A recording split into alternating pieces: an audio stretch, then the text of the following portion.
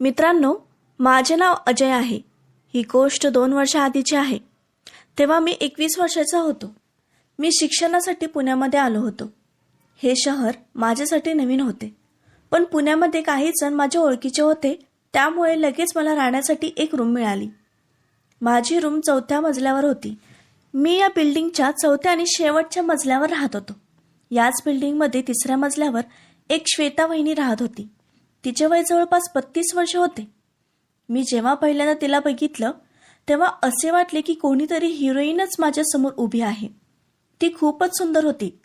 32 वर्षाची असूनही ती अजून 21-22 वर्षाचीच वाटत होती. तिची उंची 5 फूट 4 इंच होती. गोरी गोरी पान, तिचे लांब केस, तिच्या मानेवरच एक छोटंसं तीळ होते. ते बघून तर माझ्या मनामध्ये खूप काय काय होत होते. असं वाटत होते की आत्ताच तिच्या गळ्याला तिच्या तिळाचे चुंबन घ्यावे. ती खूपच आकर्षक वाटत होती. ती फक्त दिसायलाच सुंदर नाही, तर तिचा स्वभावही खूप छान होता. श्वेता वहिनीचा नवरा मुंबईमध्ये एका मोठ्या कंपनीमध्ये काम करत होता. त्यामुळे कायम त्याला कामासाठी मुंबईमध्ये सारखं जावं लागत होते. त्यांचा 3 वर्षाचा एक मुलगा पण होता. पण तिला बघून तर असे वाटत नव्हते की ती आहे. मी फक्त तिला बघण्याचे आणि बोलण्याचे बहाणे शोधत होतो. पण मी घाबरून गप्प बसत होतो. माझी हिंमतच होत नव्हती. एक दिवस मी माझ्या गॅलरीमध्ये सुकत घातलेली पॅन्ट चुकून त्यांच्या गॅलरीमध्ये पडली. मला आता चांगलाच बहाणा सापडला होता, म्हणून मी पॅन्ट आणण्याच्या बहाण्याने तिच्या घरी गेलो. पहिल्यांदाच मी तिच्या दरवाजात उभा होतो. माझे हृदय खूप जोरात धडकत होते. मी दरवाजाची बेल वाजवली. थोड्या वेळानंतर दरवाजा उघडला आणि मी पहिल्यांदा वहिनीला एवढ्या जवळून बघितलं. तिने आत्ताच आंघोळ केली होती आणि तिचे ओले ओले केस तिच्या खांद्यावर तिने सोडले होते. त्या ओल्या केसांमध्ये तिची सुंदरता खूपच झळकून येत होती. तिचं हे सौंदर्य बघून मी तिच्यावर खूपच मोहित झालो. ती माझ्याकडे बघून स्मित हास्य केली आणि मला विचारली, तू कोण आहेस आणि काय काम आहे तुझं? तिचा हा प्रश्न ऐकून मी थोडंसं घाबरलो. माझ्या तोंडातून शब्दच फुटत नव्हते. पण मी स्वतःला सावरून वहिनीला म्हणालो, वहिनी, मी वरच्याच मजल्यावर राहतो. मी वरती गॅलरीमध्ये माझी पॅन्ट सुकत घातली होती. ती वाऱ्याने चुकून तुमच्या गॅलरीमध्ये पडली आहे बघा. ती मी घेऊन जाण्यासाठी आलो आहे. वहिनी माझ्याकडे बघितली आणि स्मित हास्य करून मला म्हणाली, तू वरतीच राहतोस का? मी हो म्हणून माझी मान हलवली. ती म्हणाली, ठीक आहे, इथेच थांब, मी तुझी पॅन्ट घेऊन येते. मी दरवाजावरच थांबून तिची वाट बघू लागलो. थोड्या वेळानंतर ती आतून माझी पॅन्ट घेऊन बाहेर आली. माझ्या हातामध्ये पॅन्ट देत मला विचारली, तू इथे राहायला नवीन आला आहेस का? तुझं नाव काय आहे? मी थोडं हडबडून म्हणालो, माझे नाव अजय आहे आणि मी 1 महिन्यापूर्वीच इथे शिक्षणासाठी राहायला आलो आहे. वहिनी म्हणाली, हो का? कोणते शिक्षण घेत आहेस? मी म्हणालो, मी आता इंजिनिअरिंग करत आहे. ती म्हणाली, अरे वा, चांगली गोष्ट आहे. मी थोडी हिंमत करून त्यांच्याशी पुढे बोलण्याचा प्रयत्न करू लागलो आणि मी तिला विचारलं, तुमचं नाव काय आहे आणि तुम्ही काय करता? वहिनी म्हणाली, तुला माझ्या नावाने काय करायचं आहे? तू मला फक्त वहिनी म्हण आणि काम संपव. ती खूपच कठोर आणि बिनधास्तपणे मला बोलली.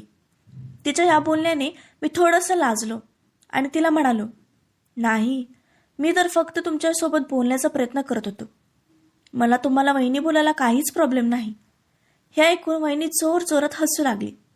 जेव्हा ती हसत होती तेव्हा तिच्या गालावर कळी पडत होती. मी तर तिला बघतच राहिलो. ती म्हणाली, अरे मी तर मजाक करत होते. माझे नाव श्वेता आहे आणि मी हाऊसवाईफ आहे, पण तू मला वहिनी म्हणू शकतोस? त्यानंतर तिने मला आतमध्ये बोलवलं आणि सोफ्यावर बसायला सांगितले. मला असं वाटलं की तिला आता बोलण्याचा मूड झाला आहे, पण तेव्हाच मला आठवले की माझं काहीतरी काम आहे, म्हणून मी वहिनीला म्हणालो, नाही वहिनी, मी आता जातो आणि नंतर कधीतरी येतो. आता मला एक काम आहे. ती म्हणाली, ठीक आहे, जशी तुझी मर्जी, नंतर कधीतरी बोलू. मी तिच्या घरातून बाहेर आलो आणि माझ्या रूममध्ये आलो. पण माझ्या डोळ्यासमोरून तिचा चेहरा जातच नव्हता. तिचा तो हसलेला चेहरा, तिच्या गळ्यावरचे तीळ, ते ओले ओले केस माझ्या डोळ्यासमोरून जातच नव्हते. तिच्या त्या मनमोहक सौंदर्याने माझ्या मनावर छाप टाकली होती. त्या रात्री मी खूपच अस्वस्थ होतो. श्वेता वहिनींचे बोलणे आणि तिचा हसण्याचा आवाज माझ्या कानात गुंजत होता. तिचा एक एक बोलणं माझ्या डोक्यामध्ये घर करून राहिले होते. मी हाच विचार करत होतो की आता पुन्हा तिला कधी भेटण्यास मिळेल. त्या रात्री मला खूप उशिराने झोप आली. 1-2 दिवस असेच निघून गेले. एक दिवस सकाळी मी माझ्या गॅलरीमध्ये थांबून चहा पित होतो. तेव्हाच मी बघितलं की वहिनी तिच्या गॅलरीमध्ये कपडे सुकायला घालत आहे. मला बघून ती थोडीशी घाबरली आणि तिने तिची साडी ठीक केली. त्यानंतर ती आतमध्ये गेली. त्या दिवशी मला समजलं की श्वेता वहिनी खरंच खूप सुंदर आहे आणि विचार करू लागलो की तिच्यासोबत बोलण्याचा प्रयत्न कसा करायचा. काही दिवसांनी मला समजले की श्वेता वहिनीचा नवरा जास्त करून घराच्या बाहेरच राहतो. दुसऱ्या दिवशी मी गच्चीवर गाणे ऐकत फिरत होतो. तेव्हाच वहिनी वर आली. तिने गच्चीवर पापड सुकत घातले होते. ते घेऊन जाण्यासाठी ती आली होती. जेव्हा वहिनी पापड गोळा करून जाऊ लागली तेव्हा मी तिला उठवण्याचा प्रयत्न केला, पण तिच्या पायाला खूप जोरात लागलं होतं. त्यामुळे तिला चालताही येत नव्हते. मी तिला उचलून घेऊ लागलो, पण ती मला लाजून नाही म्हणत होती. तरीही मी तिला उचलून घेतलं तेव्हा तिने तिचे डोळे बंदच केले होते. आमच्या दोघांमध्ये खूपच कमी अंतर होतं. तिच्या श्वासाची गरमी मला जाणवत होती. तिला तिच्या घरात नेऊन बेडवर ठेवले. मी तिला विचारलं, वहिनी तुम्हाला जास्त दुखत नाही ना? तेव्हा ती म्हणाली, माझा पाय मुरगळा आहे, त्यामुळे माझं पाय खूप दुखत आहे. मी त्यांच्या पायाकडे जाऊन त्यांचा पाय थोडंसं मागे पुढे हलवलं. तेव्हा वहिनी म्हणाली, असे करून काय होईल? मी वहिनीला म्हणालो, वहिनी जर फ्रॅक्चर असेल तर समजून येईल. ती म्हणाली, जर माझा पाय फ्रॅक्चर असता तर मला खूपच त्रास झाला असता.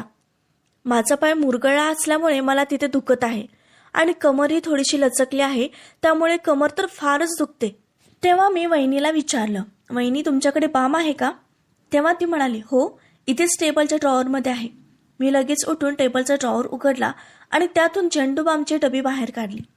तिला काही न विचारता बाम घेऊन तिच्या कमरेला लावून चोळू लागलो.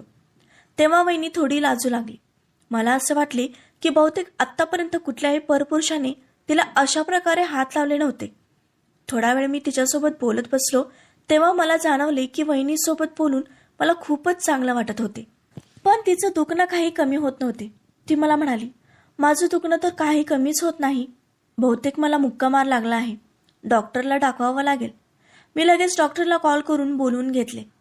तपासल्यानंतर डॉक्टर म्हणाले की काही समस्या नाही. काही गोळ्या औषधं त्यांनी लिहून दिले आणि आराम करण्यास सांगितले. संध्याकाळी मी त्यांच्याच घरी जेवण बनवले आणि तिच्या रूममध्ये नेऊन तिला दिले. मी वहिनीला विचारले, वहिनी तुम्हाला उठायला होत नसेल तर मी तुमच्यासोबत इथे थांबतो. तेव्हा ती म्हणाली, नाही, मला फक्त एकदाच बाथरूमपर्यंत सोड. मी वहिनीचा हात माझ्या खांद्यावर घेऊन तिला सहारा दिला आणि ती हळूहळू चालू लागली. मी तिला बाथरूममध्ये घेऊन गेलो. वहिनीने आतून कडी लावली आणि मी बाहेर तिची वाट बघू लागलो. थोड्या वेळाने वहिनी बाथरूममधून बाहेर आली आणि त्यानंतर पुन्हा मी तिचा हात खांद्यावर घेऊन तिला हळूहळू बेडपर्यंत आणले. ती माझे आभार मानू लागली. तिच्या चेहऱ्यावर खुशी दिसून येत होती.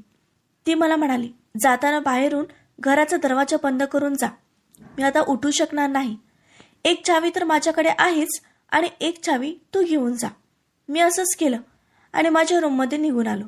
सकाळी मी लवकर उठून चहा बनवले आणि वहिनीच्या रूममध्ये गेलो. ती उठली होती. मी तिला चहा दिला आणि तिला विचारलं, वहिनी तुम्हाला बाथरूमला वगैरे जायचं आहे का? ती म्हणाली, हो, पण आता मी स्वतः जाऊ शकते. रात्री एकदा मी काठीच्या सहाऱ्याने चालायला शिकले. वहिनी आता हळूहळू ठीक होत होती. 4 दिवस मी तिची सेवा केली. माझ्या आणि वहिनीच्या नात्यामध्ये आता खूप काही बदलले होते. मी आता कोणतीही भीती न बाळगता वहिनीच्या रूममध्ये येत जात होतो. माझी नजर सारखी तिच्या सौंदर्यावरच होती आणि आता ती माझ्या मनातल्या भावना समजून घेऊ लागली. वहिनीची सेवा केल्यानंतर आता ती माझ्यासोबत खूपच फ्रेंडली बोलत होती. एक दिवस वहिनीचा नवरा घरी आला. तेव्हा वहिनीने सांगितलं की मी कशी त्यांची मदत केली. तेव्हा दादांनीही माझे आभार मानले.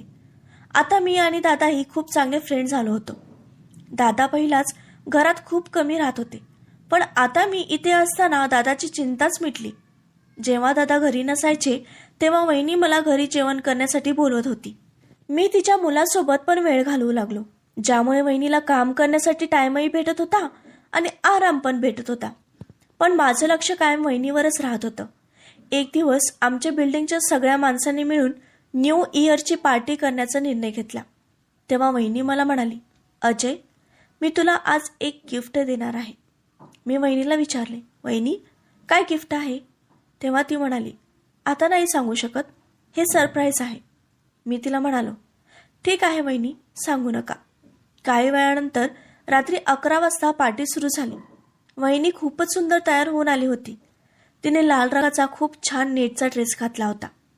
त्यामध्ये ती खूपच आकर्षक वाटत होती.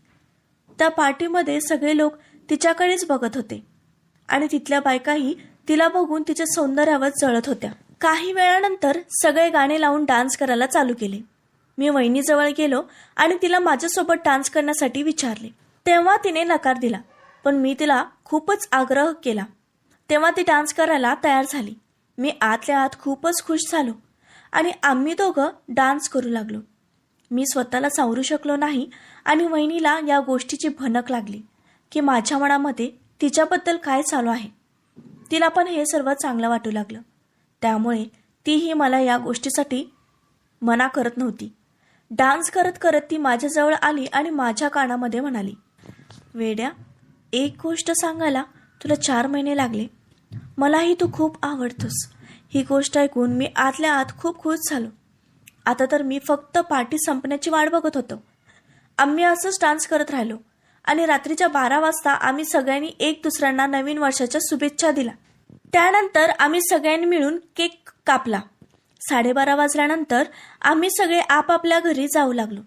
मी वहिनीला माझ्या गिफ्टबद्दल विचारले. तेव्हा वहिनी स्मित हास्य करून म्हणाली, तुझे गिफ्ट मी देणार आहे. एवढं बोलून तिने माझ्या गालावरून हात फिरवला. वहिनी पुढे पुढे जात होती आणि मी तिच्या मागे मागे. आम्ही दोघे वहिनीच्या रूममध्ये पोहोचलो. वहिनीने मला तिच्याजवळ ओढले. तेव्हा मी वहिनीला विचारलं, वहिनी, दादा आले तर? तेव्हा वहिनी म्हणाली, ते 4 दिवस काही येणार नाहीत. मी म्हणालो, ठीक आहे, पण बिट्टूचं काय? त्यांच्या मुलाचं नाव बिट्टू होतं. तेव्हा वहिनी म्हणाली, तो 10 वाजताच त्याच्या बेडरूममध्ये झोपला आहे. त्यानंतर मला असे वाटले की मी स्वतःच तिचा नवरा आहे आणि आम्ही दोघं एकमेकांसोबत वेळ घालवू लागलो, जसे नवरा बायको एकमेकांसोबत वेळ घालवतात. मी वहिनीला खूपच थकवून टाकले. वहिनी म्हणाली, मला खूपच छान वाटत आहे.